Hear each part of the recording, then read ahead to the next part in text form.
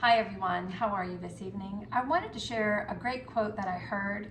I believe her name is Sharon Martin.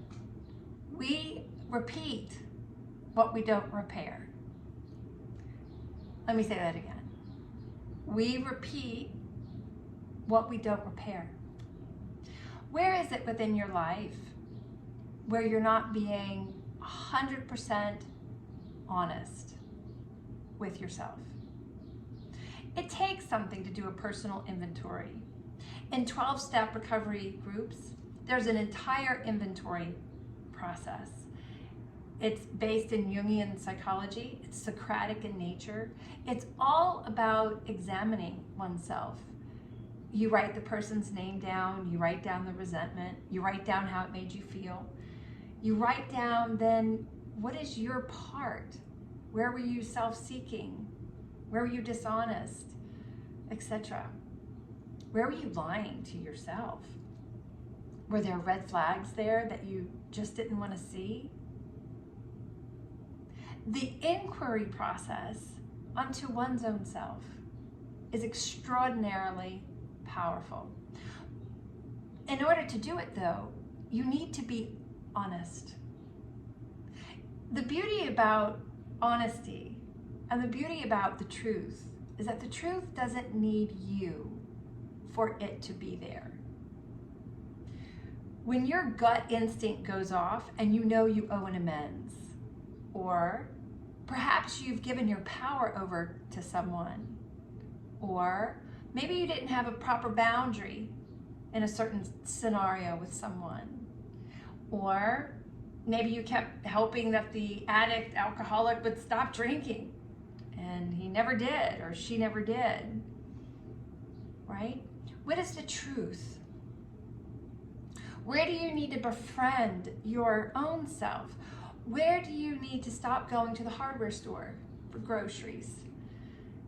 Going to the hardware store for groceries. Where are you going to emotionally unavailable people, thinking that they're going to be emotionally available for you, and then they're not? And then you're left feeling disappointed. Well, who set that up? Didn't they already show you that they were emotionally unavailable?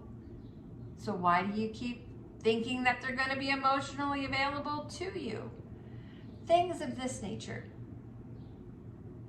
It takes something to take pen to paper and to inventory, but there's such freedom in it. And the reason why there's such freedom in it is because it's a process of forgiveness.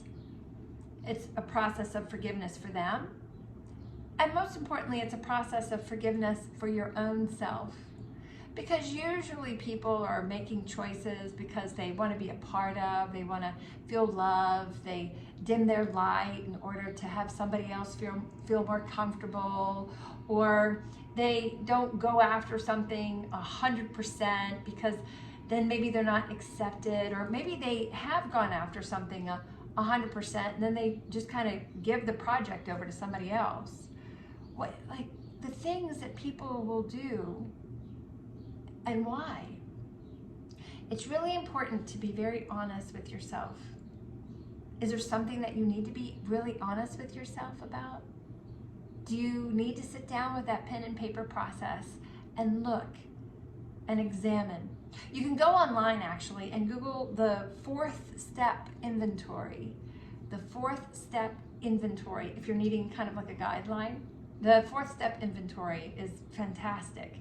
And then the 5th step actually is you find someone and you share it with them so you can hear the patterns. It's incredible. You see the patterns that happen, right? Because I'm 100% responsible for my happiness.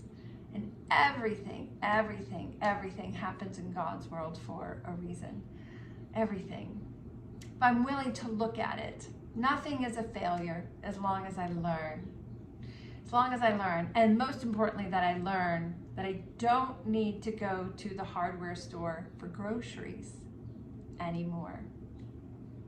We repeat what we haven't repaired.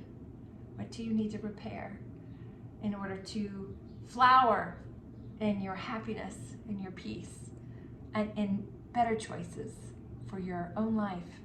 It's a very short life.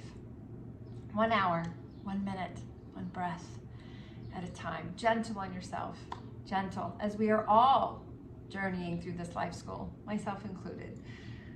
Myself included. Okay, until next time, take care and blessings to you. Bye for now.